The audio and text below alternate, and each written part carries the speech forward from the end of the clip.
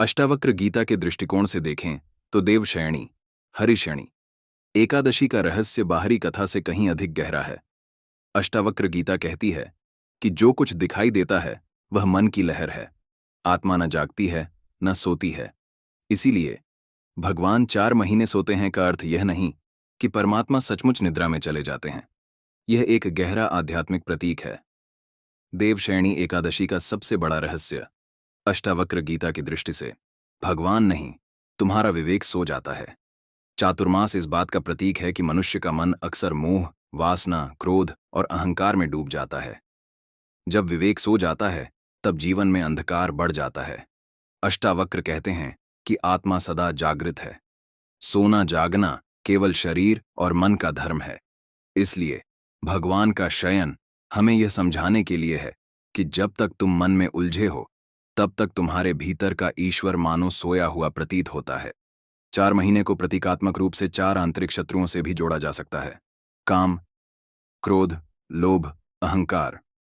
जब तक ये 4 सक्रिय हैं तब तक आत्मज्ञान प्रकट नहीं हो लेट। इन 4 महीनों में बाहरी उत्सवों से अधिक महत्व है आत्मचिंतन, ध्यान और सत्य का अभ्यास, इंद्रिय संयम और शास्त्रों का अध्ययन।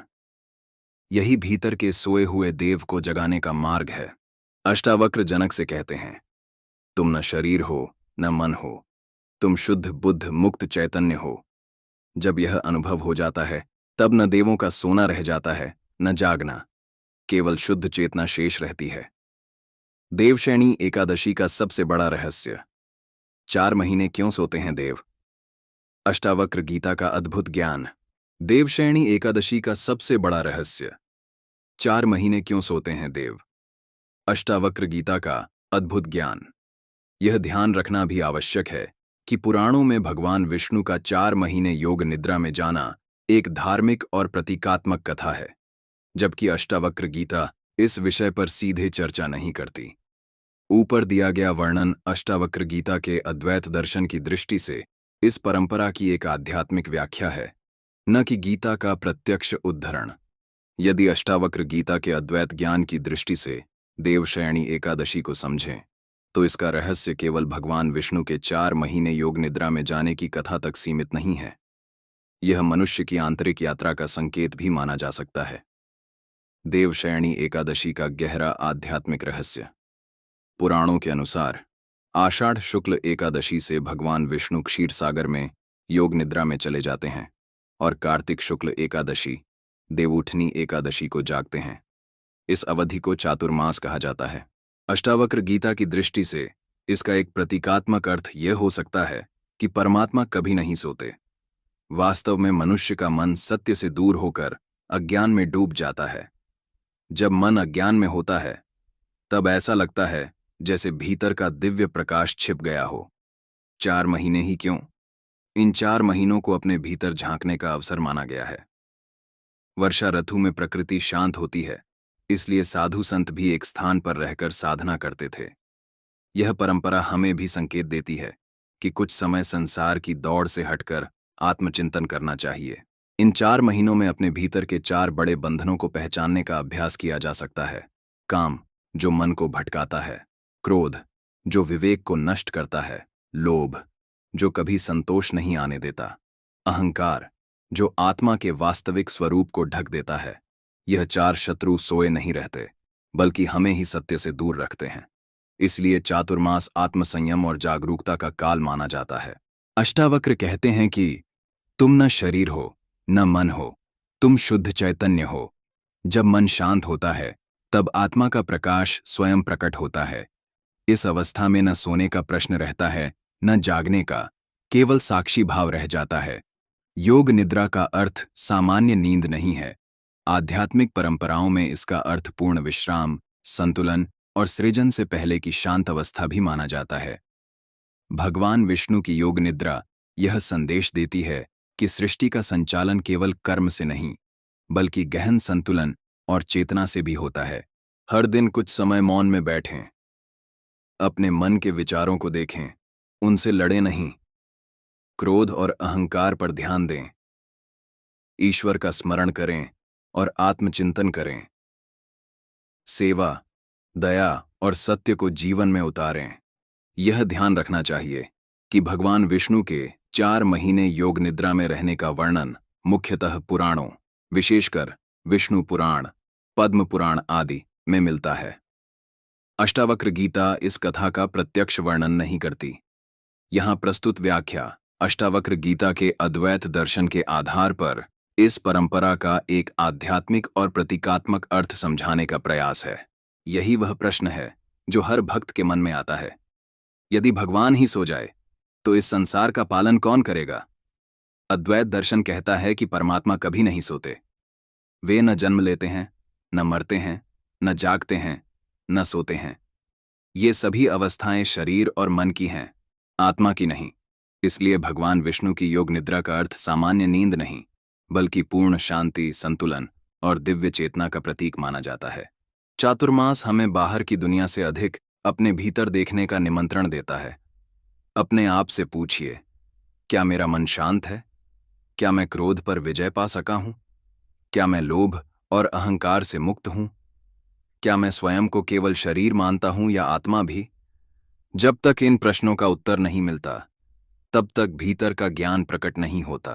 अष्टावक्र का संदेश है कि मुक्ति किसी स्थान पर जाने से नहीं, बल्कि अपने वास्तविक स्वरूप को पहचानने से मिलती है। जब मन शांत हो जाता है, तब आत्मा का प्रकाश स्वयं दिखाई देता है। तब यह अनुभव होता है कि परमात्मा कभी दूर नहीं थे। दूर तो हमारा मन भटक गया था। 4 महीने बाद जब देवउठनी एकादशी आती है, तो उसका प्रतीकात्मक संदेश यह है कि अब भीतर का विवेक जागृत हो, अज्ञान की रात समाप्त हो और ज्ञान का सूर्य उदित हो। यह केवल भगवान के जागने का उत्सव नहीं, बल्कि मनुष्य के भीतर चेतना के जागने का भी उत्सव माना जा सकता है। यदि भगवान को प्रसन्न करना है, तो केवल व्रत रखना ही पर्याप्त नहीं। अपने मन को भी पवित्र बनाना आवश्यक है। मन में दया हो, वाणी में मधुरता हो, कर्म में सत्य हो, हृदय में विनम्रता हो और हर क्षण ईश्वर का स्मरण हो। तभी देवशयनी एकादशी का वास्तविक फल प्राप्त होता है। ध्यान रहे कि भगवान विष्णु के 4 महीने योगनिद्रा में रहने की कथा पुराणों में वर्णित है, जबकि अष्टावक्र गीता इस घटना का प्रत्यक्ष वर्णन नहीं करती। ऊपर दिया गया आध्यात्मिक अर्थ अष्टावक्र गीता के अद्वैत दर्शन के आधार पर एक प्रतीकात्मक व्याख्या है। इससे आपका प्रस्तुतिकरण शास्त्रीय रूप से भी अधिक संतुलित और विश्वसनीय रहेगा। देवशयनी एकादशी का सबसे बड़ा रहस्य मन की निद्रा।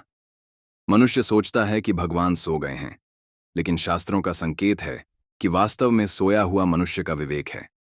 जब विवेक सो जाता है, तब मन काम, क्रोध, लोभ, मोह और अहंकार का दास बन जाता है। उसी समय जीवन में दुहक बढ़ने लगता है। अष्टावक्र गीता का संदेश है कि जब तक मन की चंचलता समाप्त नहीं होती, तब तक आत्मा का प्रकाश अनुभव नहीं होता।